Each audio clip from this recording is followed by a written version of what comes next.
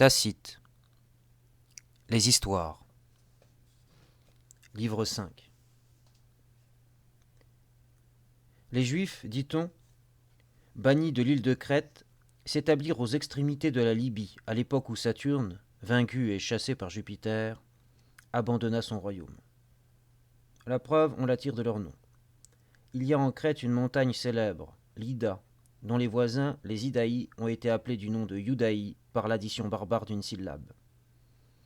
Certains prétendent que sous le règne d'Isis, la population surabondante en Égypte fut transportée sous la conduite de Hiérosoulymus et de Juda, et déchargée sur les terres voisines.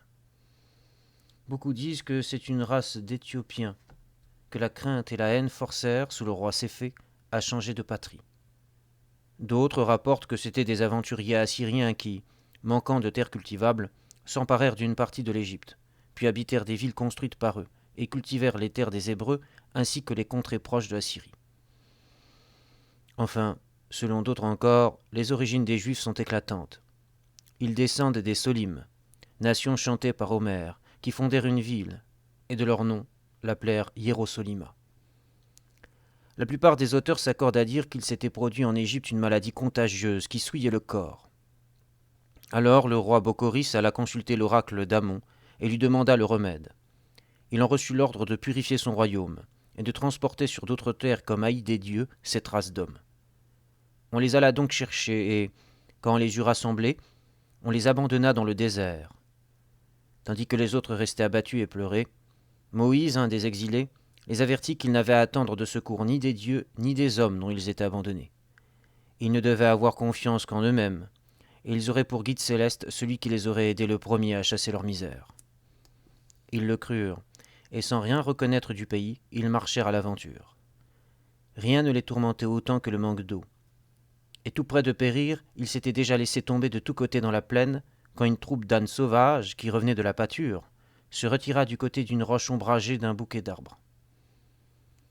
Moïse les suit, et d'après l'herbe qui couvre le sol, il devine, et ouvre d'abondantes veines d'eau.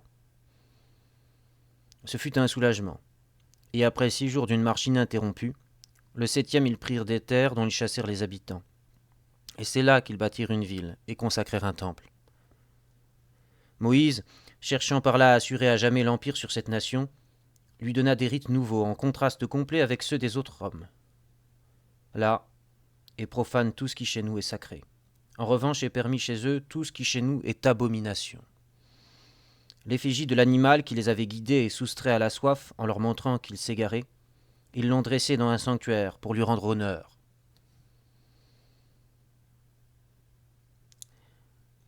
Ils immolent le bélier, comme pour faire outrage à Amon. Ils sacrifient aussi le bœuf, parce que les Égyptiens rendent un culte à Apis. Ils s'abstiennent de porc en mémoire du fléau de la lèpre dont leur corps avait jadis été souillé, et à laquelle cet animal est sujet. Des jeûnes fréquents sont un aveu de leur longue famine d'autrefois. Et, pour rappeler avec quelle avidité ils ramassèrent le blé, le pain juif est maintenu sans levain. Comme jour de repos, ils ont choisi, dit-on, le 7e, parce qu'il leur apporta la fin de leur peine. Et, comme la paresse avait pour eux des charmes, ils consacrèrent aussi la 7e année à ne rien faire.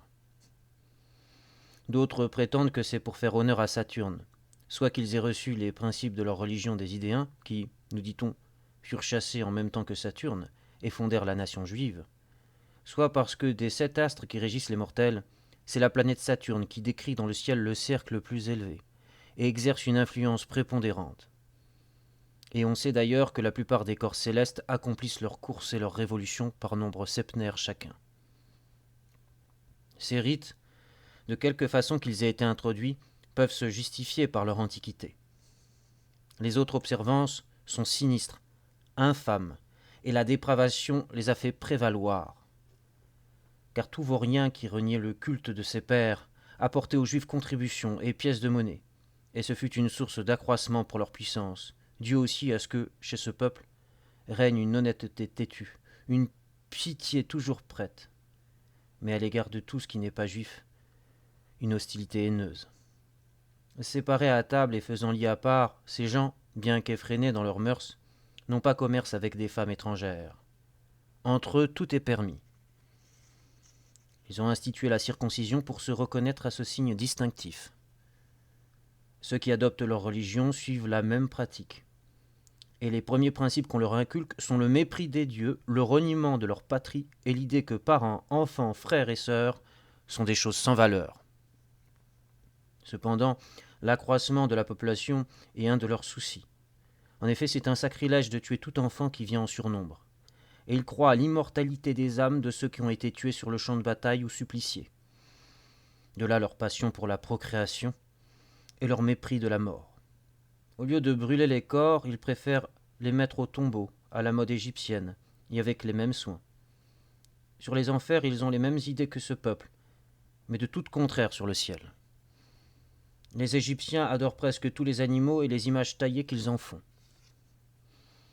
Les Juifs ne conçoivent la divinité qu'en pensée, et n'en admettent qu'une seule. Pour eux, c'est une profanation de faire les images des dieux avec des matériaux périssables et à la ressemblance de l'homme. L'être suprême est à leurs yeux éternel, inimitable, impossible à détruire. Donc, ils n'en ont aucune représentation dans leur ville, encore moins dans leur temple. Ils refusent cette adulation à leur roi, cet honneur au César. Mais comme leurs prêtres chantaient en s'accompagnant de flûtes et de tambourins, qu'ils saignaient leur tempe de lierre et qu'une vigne d'or a été trouvée dans leur temple, quelques-uns ont pensé qu'ils adoraient Bacchus, le vainqueur de l'Orient. Mais les rites n'ont aucun rapport.